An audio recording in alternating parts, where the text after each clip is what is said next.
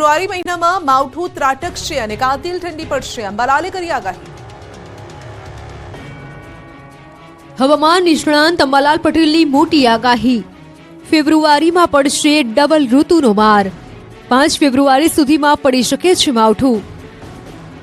હવામાન નિષ્ણાંત અંબાલાલ પટેલે કહ્યું, 5 ફેબ્રુઆરી સુધીમાં મજબૂત વેસ્ટર્ન ડિસ્ટર્બન્સ આવશે।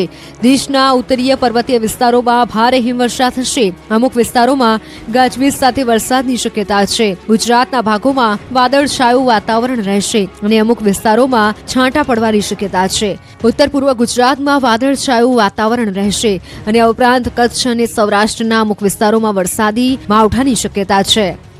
એક મજબૂત પશ્ચિમી વિક્ષોભ આવી રહ્યો છે, જેના કારણે દેશના ઉત્તરીય પર્વતીય પ્રદેશોમાં ભારે વરસાદ થવાની શક્યતા રહે છે। રાજસ્થાનના સરળ ભાગોમાં પણ કમોસમી વરસાદ થવાની શક્યતા છે। ઘણા ક્ષેત્રે ગાજવીજના કરા સાથે વરસાદ થવાની શક્યતા રહે છે।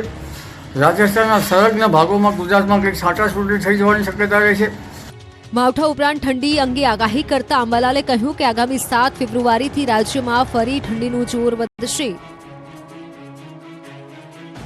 7 તારીખથી લગભગ ઠંડીની શરૂઆત થશે અને જેમાં ઉત્તર ગુજરાતના ભાગમાં ન્યૂનતમ તાપમાન 12 ડિગ્રી સેલ્સિયસથી ઓછું થવાની શક્યતા રહેશે।